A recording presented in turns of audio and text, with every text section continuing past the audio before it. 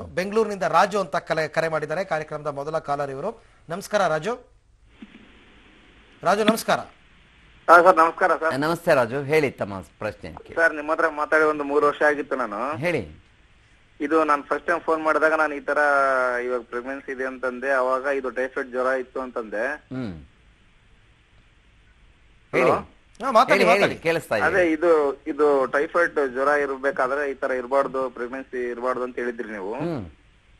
ಅದು ಇಲ್ಲಿ ಮಾತ್ರೆ ಕೊಟ್ರು ಇದೆಲ್ಲ ಇದಾಯ್ತು ಸರ್. ಇವಾಗ ತಿರ್ಗಾ ನಾನು ಇವಾಗ ಪ್ರಯತ್ನ ಪಡ್ತಾ ಇದ್ದೀನಿ. ಅದು ಇದು ಮೊಟ್ಟೆ ಸರಿಯಾಗಿ ಬರ್ತಾ ಇಲ್ಲ ಅಂತ. ಪ್ರೆಗ್ನೆನ್ಸಿ ಆಗ್ತಾ ಇಲ್ಲ ಈಗ. ಆಗ್ತಾ ಇಲ್ಲ. ಆಮೇಲೆ ಇವಾಗ ಅದೇನೋ IVM ಅದೇನೋ ಮಾಡ್ಬೇಕು ಅಂತ ಹೇಳಿದ್ರು ಸರ್. ಅದು ಮಾಡ್ಸಿದ್ರಿ ಹೆಂಗೆ? ಮಾಡಿಸ್ಬೋದು.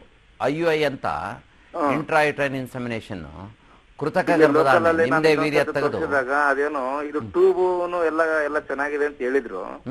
ಅದೇ ಟ್ಯೂಬ್ ಚೆನ್ನಾಗಿದ್ರೆ ಅದು DNS ಎಂತದೋ ಮಾಡ್ಬೇಕು ಅಂತ ಹೇಳಿದ್ರು ಸರ್. ಅದು ಮಾಡಿದ್ರೆ ಹೆಂಗಿರುತ್ತೆ? DNC.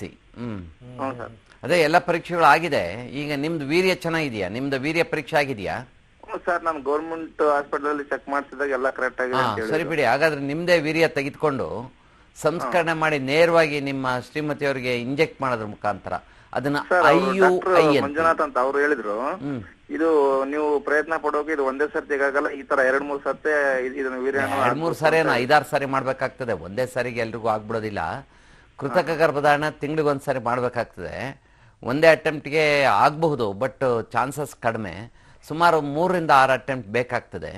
ಕೃತಕ ಗರ್ಭಧಾರಣೆ ಮಾಡಿಸ್ಬಿಡಿ. ನಿಮ್ದೇ ವೀರ್ಯ ತೆಗೆದು ಸಂಸ್ಕರಣೆ ಮಾಡಿ ನೇರವಾಗಿ ನಿಮ್ಮ ಶ್ರೀಮತಿಯವರ ಗರ್ಭಕೋಶಕ್ಕೆ ಇಂಜೆಕ್ಟ್ ಮಾಡ್ಬೇಕಾಗತ್ತೆ.